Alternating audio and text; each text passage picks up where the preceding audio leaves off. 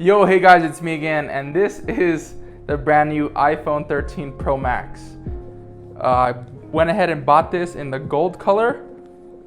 It does come in a few other colors, but as you guys know, if you have been subscribed, I always like the gold iPhones because they look expensive. This is the box, of course. As of last year, Apple has stopped putting in your little wall outlet adapter, so you're gonna need your own power brick or whatever, but that's fine because we're saving the environment, guys. So let's just get into it.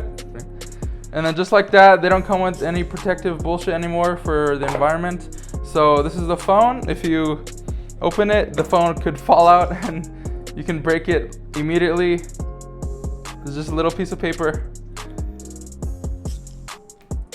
Not as satisfying as previous iPhones, but here it is. Wow, that is shiny. That looks sleek. So like I said, this is the gold colorway. You can definitely tell on the stainless steel sides that it's gold, and there's already fingerprints on this. The back, matte finished glass, and you do have the new larger cameras. So these things are actually pretty. This phone is actually pretty heavy. Comparing it to my XS Max, it's already heavier, and this has a case on it. So I guess heavier equals more premium, right, guys? So this is actually a little bit bigger. I'm gonna be comparing this to my XS Max a lot because this is my current iPhone. You guys can see this thing is cracked. I've had this thing for 3 years, since like the release date of the iPhone XS and the XS Max. This phone has been through a lot, as you can probably tell. Raging, COD Mobile, stuff like that. So I'm just gonna be comparing both of them side by side. This is a 6.7 inch screen. This is a 6.5 inch, both OLED. This one obviously being new Super Retina XDR, whatever Apple calls it. So you also have your quick instruction guide and all that stuff, and SIM card ejection. They've really cut down a lot on the packaging, but you do come with an Apple sticker. I've never used an Apple sticker in my whole life, and I've been buying Apple products for a long time, since like middle school. You come with it does come with a lightning cable to USB-C, which is kind of nice. I don't have any USB-C ones. It is also more of a challenge, I guess you would say, to find a brick that does support USB-C. The MacBooks do come with a huge one, but a little bit harder to find a USB-C power brick, but that's fine. You guys probably hear my dogs in the background. They're for sale. Let me know. Facebook Marketplace. Put a link down in the description. What language? English, obviously. Ooh, immediately I can feel the new ProMotion display on this iPhone. This thing, look at that. Are you seeing this, bro? This shit is crisp. This shit is smooth. 120 hertz ProMotion display. The refresh rate does vary depending on how you're using the phone, which is kind of cool. So it does help with battery life and whatever. All right, so here are the two phones side by side. You can probably tell that yes, the new iPhone is bigger.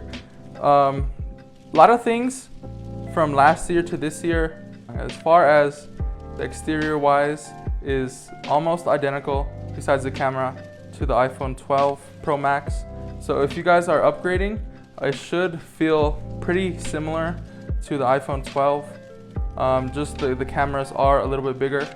So let's look at the screens.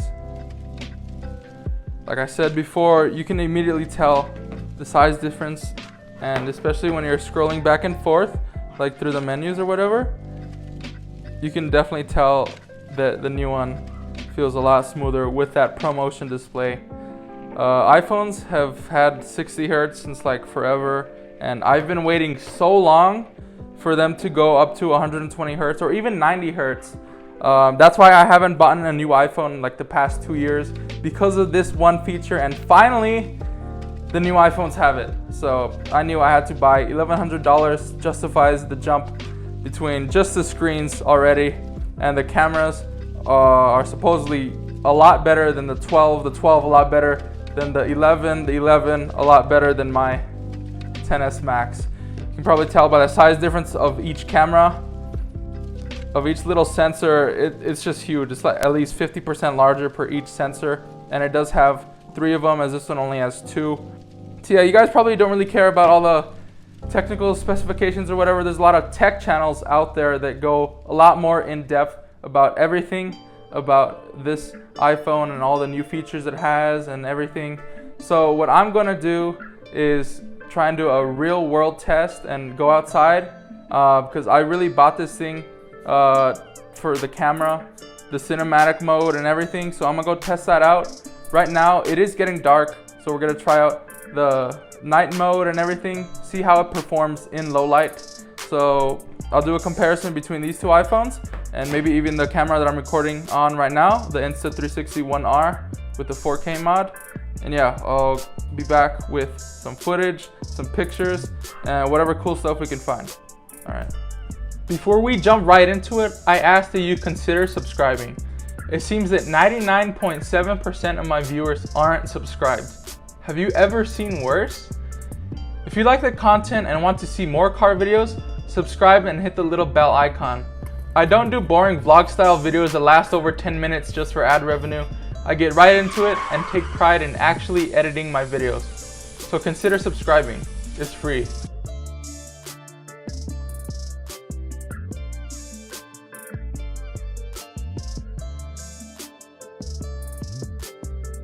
So here, looking at the differences between the iPhone 13 Pro Max and the old iPhone XS Max.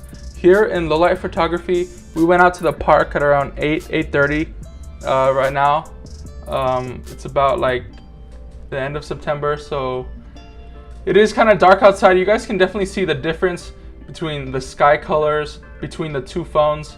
The iPhone XS Max does not have night mode, and a lot of these pictures on the iPhone 13 Pro Max were captured with night mode, so you guys can see the absolute difference between the 2.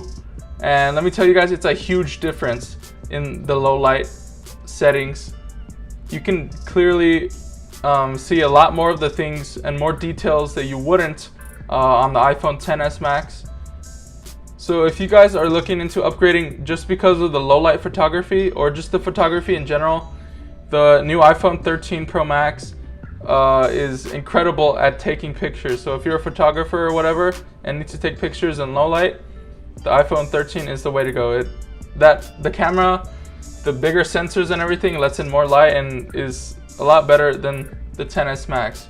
Videography on the other side there's not really that much difference. Because of the bigger sensors, it is letting in more light, like I said, so you will see a little bit more stuff that you wouldn't see in low light.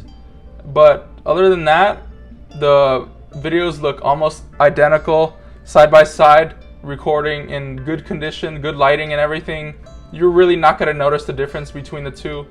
But if you are going to use the cinematic mode, like I probably will, then that's probably already enough for you to justify the purchase of $1,100 more for the new iPhone. But yeah, let me know what you guys think about the differences between these iPhones, and let me know if you guys are going to be getting the new iPhone because of the camera or because of the screen or whatever. So yeah, I guess that's about it for this video.